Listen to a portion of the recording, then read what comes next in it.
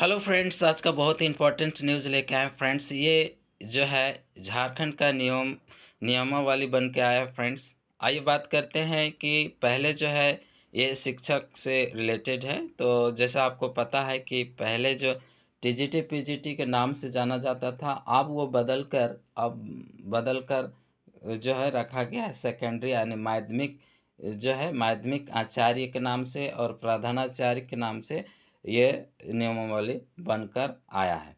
Friends, ये देख सकते हैं आपको 2000 मतलब 20/5/2025 को आया है, कल का डेट है। फ्रेंड्स, आगे बात करें इसमें तो देखिए स्कूली शिक्षा एवं साक्षरता विभाग जो माध्यमिक शिक्षा निदेशालय देखेंगे यहाँ अधिसूचना। तो देखिए ये पॉइंट है मीन्स 2025 के बोलता है कि भारत के संविधान के अनुच्छेद जो है 309 के प्रांतुक्त के द्वारा प्रदत्त शक्तियों को प्रयोग करते हुए झारखंड के राज्यपाल सभी कोटियों के सरकारी माध्यमिक माध्यमिक विद्यालयों में माध्यमिक आचार्य पीजीटी टीजीटी कहलाता था, ये हो गया माध्यमिक आचार्य। और यहाँ हो गया प्रधानाचार्य एवं शिक्षकेतर कर्मियों की नियुक्ति नियुक्ति के लिए और सेवा शर्त हेतु ठीक है निम्नलिखित नियमावली बनाते हैं। तो नियमावली बनता है। पहला है ये अध्याय नंबर 1, उतना नहीं हम लोग देखना। आज हम लोग देखेंगे डायरेक्टली कि कौन फॉर्म फिलअप कर सकता है और ठीक है क्या इसका एजुकेशन होगा, क्या एलिजिबिलिटी योग्यता होगा, फॉर्म फिलअप का एज क्या होगा, वेतन क्या होगा और इसका जो कितने मार्क्स के होंगे ये देखना है। और ठीक है, देखिए पहला अध्याय में दिया है संक्षिप्त जो है नाम होगा, विस्तार एवं है ना प्रारंभ किया गया है। यही पॉइंट यहाँ दिया गया है कि ये जो 2025 कहलाएगी, क्या कहलाएगी, नियमावली कहलाएगी, नियमावली। ये इसका जो है विस्तार संपूर्ण झारखंड राज्य में होगा और ये अधिसूचना जो है राजकीय गजट में प्रकाशन की तिथि से प्रभावी होगा। हम अध्याय नंबर 2 की बात करें, इसी तरीके से बताया गया है कि यहाँ जो है क्या होता था, 9 to 10 होता था और फिर 11 to 12 होता था। अब ये ख़त्म होकर न्यू एजुकेशन जो है 2020 का न्यू एजुकेशन पॉलिसी भी 2020 का उससे से बनकर तैयार हुआ है। ठीक है, तो ये 11 12 होता था, 9 10 होता था। अब वो क्या कहलाएगा, डायरेक्ट कहलाएगा, जो है सेकेंडरी क्लास 9 to 12। ठीक है, इसमें इस तरीके से आप बात करेंगे यहाँ डायरेक्टली कि कौन फॉर्म फिलअप कर सकता है। ये सब सारा कुछ दिया हुआ है। जैसे जैसे आएगा यहाँ देख सकते हैं वेतन के दिया है, थोड़ा देख लेते हैं। देखिए सरकारी माध्यमिक जो है सेकेंडरी क्लास 9 to 12 विद्यालयों वर्तमान 9 और 10 जो कक्षा वाले जो है विद्यालयों साहित्य है ना, साहित्य हो गया। में राज्य सरकार द्वारा स्वीकृत पद के अनुरूप माध्यमिक आचार्य की निम्नलिखित श्रेणियां होगी। तो पहला प्रधानाचार्य, दूसरा माध्यमिक आचार्य। तो ऑलरेडी जानते हैं, लेकिन इसका नाम कुछ अलग हो गया तो चेंज करके बदल दिया गया है। और ये जो है प्रधानाचार्य का वेतन है जैसा 47,600 से लेके 1,51,100, ये 8 लेवल का था। और दूसरा है ठीक है, प्रधानाचार्य का वरीय वेतनमान कोटि जो है ये लेवल 9 है, जो 53,100 है से लेके 1,67,800। अब इसी में आगे देखिए कि माध्यमिक ये सब घट गया है, वेतन कम कर दिया गया है। और फिर माध्यमिक जो है सेकेंडरी, जो माध्यमिक सेकेंडरी है ना, क्लास 9 to 12 आचार्य ये कहलाएंगे। और ये माध्यमिक देखेंगे कि माध्यमिक आचार्य फुल इसका वेतन देख लीजिए। तो देखिए वर्तमान में बताया गया 35,400, 1,00,000 जो है 1,12,400, ये लेवल आपका 6 है। दूसरा लेवल 2 में देखें तो ये जो है वरीय वेतन जो है ये आपका क्या होगा, 44,900 900 से लेके 1,42,400, ये 7 लेवल 7 रहेगा। और तीसरा जो है ये ठीक है, इनका क्या होगा, माध्यमिक जो है आचार्य परवरन परवरन वेतनमान कोटि क्या 8वां लेवल है 47,600 से लेके 1,51,100। तो हम लोग ये देखें सारे वेतन को बहुत घटा दिया गया है। आप देखते हैं यहाँ पे प्रयोगशाला इसी तरीके से देखिए प्रयोगशाला का है, और लिपिक तो ये नहीं देखना है आपको, डायरेक्ट हम लोग देखेंगे यहाँ पे, यहाँ नेक्स्ट पेज में इसमें कौन भरेगा ये चीज़ देखना है, ठीक है। और बाकी ये सब भेज देंगे। और ये देखिए हमारा जो है ग्रेजुएशन में कितना होना चाहिए 2030 यानी 7 और 2002 के नियम के अनुसार विनियम के अनुसार देखिए तो इनका है, अगर ये इस तरीके से तो उनका होगा कितना परसेंट होना चाहिए, तो 45, कम से कम 45 होना चाहिए प्रतिशत अंक, साहित्य स्नातक तौर पास हो, और साथ में ठीक है, और वो भी संस्थान जो होगा वो भी क्या हो गया मान्यता प्राप्त हो। चलिए इसमें देखा गया। इसमें दूसरा क्या बोला गया, किसी भी मान्यता प्राप्त विश्वविद्यालय से राज्य के सरकारी विद्यालयों में माध्यमिक स्तर पर पढ़ाए जाने वाले विषयों में से नियुक्ति के विषय में कम से कम 45, ठीक है 50% अंकों साहित्य स्नातक भी हो, और राष्ट्रीय अध्यापक शिक्षा परिषद के मान्यता प्राप्त संस्थान से बीएड हो और बीएसएससी एड हो, ठीक है। ये बताएगा 50% होना चाहिए, और उनके लिए जो 2000 के से पहले है उनके लिए उनका होगा 45%, ठीक है। इसमें इसमें कुछ स्पेशल रखा गया है कि जो है अंक रखा गया 5% अंक छूट की अनुमति होगी, जिसमें से अधिसूचना नियमावली के आलोक में स्कूली शिक्षा और साक्षरता विभाग से सक्षम प्राधिकार होगा, ठीक है। ये जो लोग सरकारी कोटि में हैं उनको आरक्षण दिया जाएगा, ऑलरेडी है उन लोग जो काम कर रहे हैं उनके लिए। बात होगा यहाँ कि सारे सब्जेक्ट का दिया गया है आचार्य के रूप में।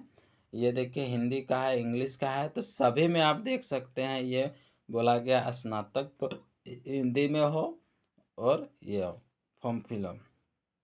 अब यहाँ कुछ दिया हुआ है यही इम्पोर्टेंट है, बोलता है संबंधित नियुक्ति के लिए विषय में स्नातक तो डिग्री अथवा है ना स्नातक मैंने पीजी होना चाहिए, और बोलता है संबंधित नियुक्ति के विषय में स्नातक तो डिग्री में कोई है ना कोई भी सब्जेक्ट हो, कोई विषय है ना विशेषज्ञता, बशर्ते कि अभ्यर्थियों द्वारा स्नातक स्तर पर भी संबंधित विषय का अध्ययन किया गया हो। यानी कहने का मतलब पीजी जो पीजी कर रहे हो वो ग्रेजुएशन में भी हो, ग्रेजुएशन करके पीजी कर रहे हो तो ग्रेजुएशन में अगर हिंदी है तो पीजी में भी हिंदी ही होना चाहिए, अगर दूसरा है तो आप फॉर्म नहीं भर सकते। चलिए नेक्स्ट क्वेश्चन आगे देखते हैं। सब इसी तरीके से जितने सारे देखेंगे स्नातकोत्तर लिखा हुआ है, ठीक है। आगे देखिए ये सारे सब्जेक्ट का दिया हुआ है, फिर ये जो है आपका यहाँ पे आपका देख सकते हैं ये विशेष शिक्षा आचार्य का है, तो उनका सब बताया गया है। अब आगे बढ़ते हैं बीटेक वालों के लिए। यहाँ देखिए बोलता है एमसी, ठीक है, बोलता है एमसीए जो किया है MSc sorry M M M M C S C किया है, एमएससी जिसको एमएससी या इसको हम बोल सकते हैं कंप्यूटर साइंस जो किया है इसको, ठीक है, कंप्यूटर साइंस में मास्टर ऑफ साइंस किया है उसको कहा गया है, तो वो उसका भी बीएड होना चाहिए, बिना बीएड का नहीं होगा। देखिए यहाँ जो बीटेक किया हुआ है उनका भी बीटेक में कितना होगा इतना, और बी और लेवल सी डिप्लोमा है, ठीक है जो यहाँ बोलता है ministry of communication and IT से बीएड डिग्री हो, और वो एनसीटीई रिकॉग्नाइज्ड इंस्टीट्यूट यूनिवर्सिटी हो, और 50% होना चाहिए।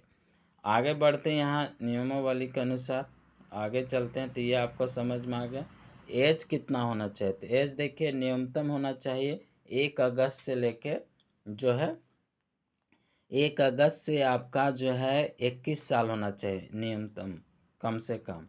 जो 45 बोला अनारक्षित कोटि है, आर्थिक रूप से कमजोर है 45, विकलांग के लिए 50 सॉरी, ये 40-40 है और विकलांग के लिए 45 है। महिला के लिए भी है, अनारक्षित जो सीट है या आर्थिक रूप से कमज़ोर है, पिछड़ा है ना, और पिछड़ा वर्ग अत्यंत पिछड़ा है तो उनके लिए क्या रखा गया, 43। विकलांग है तो फिर उनके लिए 48।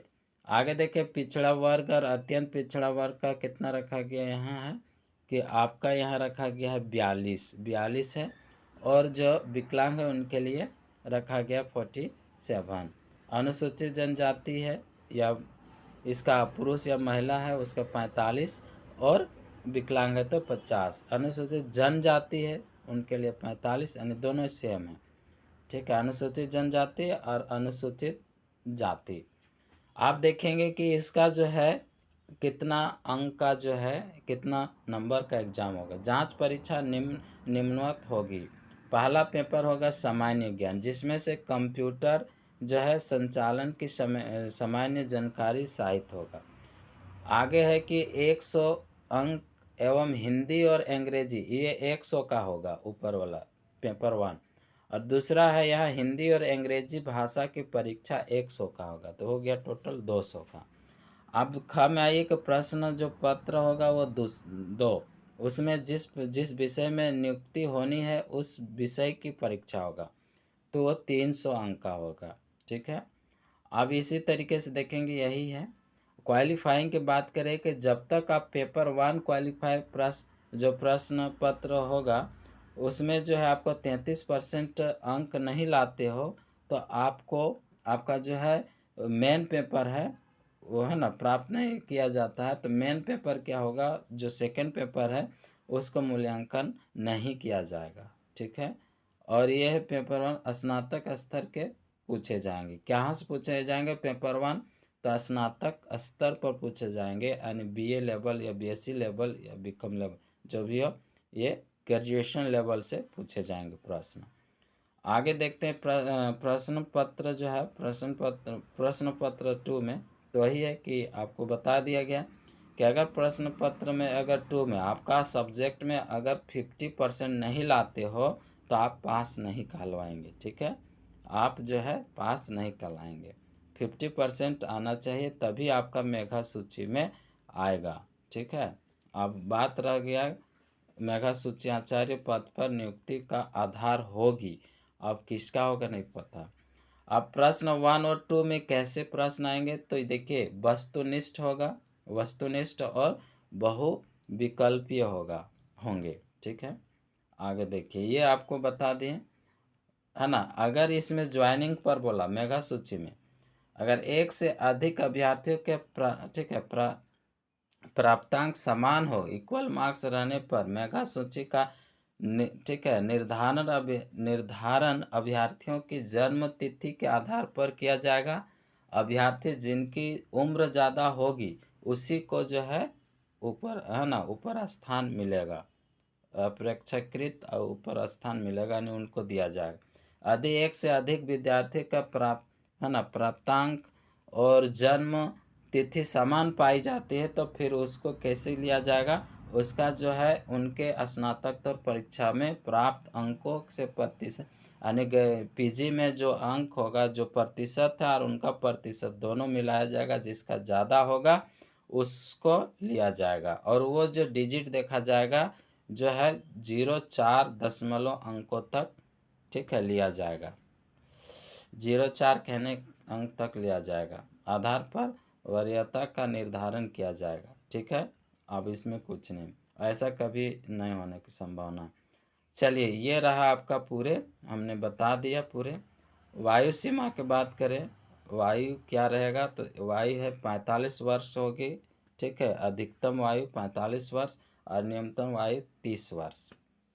ठीक है, वो क्या है सेकेंडरी में, ये है आपका, ये क्या है प्रधानाचार्य का पद पर सीधे नियुक्ति। ठीक है, उसके लिए छोड़िए, जो प्रधानाचार्य बनेंगे तो ये बताया गया है 30 वर्ष। ठीक है, अधिकतम 45 हो, और इनका जो है ये 1 अगस्त से ये वायु है ना आयु को कैलकुलेशन होगा। तो इस तरीके से ये रहा झारखंड शिक्षा इसका भी वही दिया है जो है बात किया गया है, प्रयोगशाला से है। तो आज के नोटिस के लिए इसका फिर ऐसा दिया गया है। तो आज का नोटिस के लिए जो है आप लोग को कैसा लगा, लाइक और शेयर करें। नेक्स्ट जैसे ही फॉर्म आएगा मैं वीडियो बना के अपलोड कर देंगे और आप लोग फॉर्म भरेंगे। Thank you, bye.